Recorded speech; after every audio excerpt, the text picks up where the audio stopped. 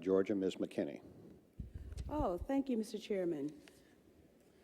Mr. Secretary, I watched President Bush deliver a moving speech at the United Nations in September 2003, in which he mentioned the crisis of the sex trade. The president called for the punishment of those involved in this horrible business. But at the very moment of that speech, DynCorp was exposed for having been involved in the buying and selling of young women and children. While all of this was going on, DynCorp kept the Pentagon contract to administer the smallpox and anthrax vaccines and is now working on a plague vaccine through the Joint Vaccine Acquisition Program. Mr. Secretary, is it policy of the U.S. government to reward companies that traffic in women and little girls? That's my first question. My second question, Mr. Secretary, according to the Comptroller General of the United States, there are serious financial management problems at the Pentagon, to which Mr. Cooper alluded. Fiscal year 1999, $2.3 trillion missing. Fiscal year 2000, $1.1 trillion missing.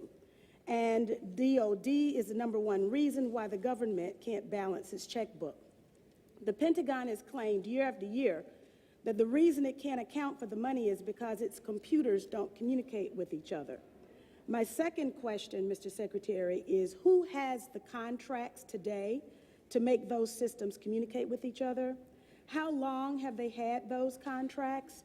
And how much have the taxpayers paid for them? Finally, Mr. Secretary, after the last hearing, I thought that my office was promised a written response to my question regarding the 4 war games on September 11th. I have not yet received that response, but would like for you to respond to the questions that I've put to you today, and then I do expect the written response to my previous question, hopefully by the end of the week. Thank you, Representative. First, the answer to your first question is no, absolutely not. The policy of the United States government is clear, unambiguous, and opposed to the activities that you described. The second question. Well, how do you explain the fact that DynCorp and its successor companies have received and continue to receive government contracts? I would have to go and find the facts, but there are laws and rules and regulations with respect to government contracts, and there are times that corporations do things they should not do, in which case they tend to be suspended for some period. There are times then that under the laws and the rules and regulations passed by the Congress and implemented by the executive branch, that corporations can get off of out of the penalty box, if you will, and be permitted to engage in contracts with the government. They're not generally not barred in perpetuity. This company was never in the penalty box. If you could proceed to my second question, please. The second question.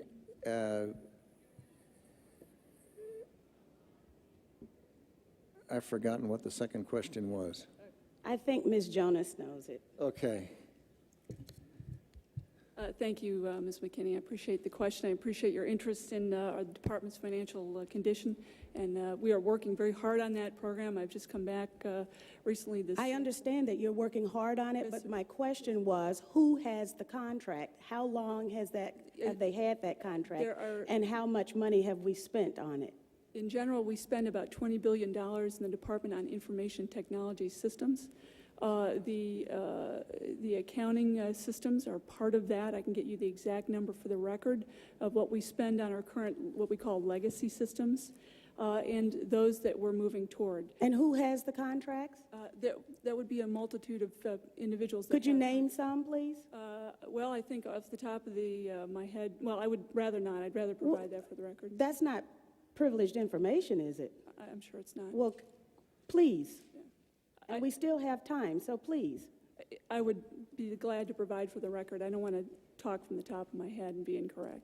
On your first question, I'm advised by Dr. Chu that it was not the corporation that was engaged in the activities you characterized, but I'm told it was an employee of the corporation, and it was some years ago in the Balkans that took place. It's my understanding that it continues to take place, and Is that right? Yes. Well, if and you can give me information to that effect, I'm sure we you will. are interested in all of the information that I have, and I'll be more than happy to provide it to you. Good, thank you. But I would also like to get information from you. Okay. For example, the information that I just requested about who has those contracts. Let me assure the gentlelady that we'll make sure that this exchange of information takes place. And Mr. Secretary, if you can get back with us on the DynCorp We will. story, we'll get that to the gentlelady. We'll get Thank back. you, Mr. Chairman. We'll get back on both of the first two questions, but the Congresswoman has raised the other question twice now, and I'd like to have General Myers respond because you mentioned it in the last hearing, and I think it would be helpful to get the answer, even though Okay. we're on red, if you don't mind, Mr. Chairman. General Myers, go right ahead. But I would like to have the answer in writing as well, as I thought my office was promised. Okay, I don't know about the promise, Congresswoman, but could you repeat the question to make sure I'm answering the right question? This is 9/11 question. The question was, we had 4 war games going on September 11th, and the question that I tried to pose before the Secretary had to go to lunch was whether or not the activities of the 4 war games going on September 11th actually impaired our ability to respond to the attacks.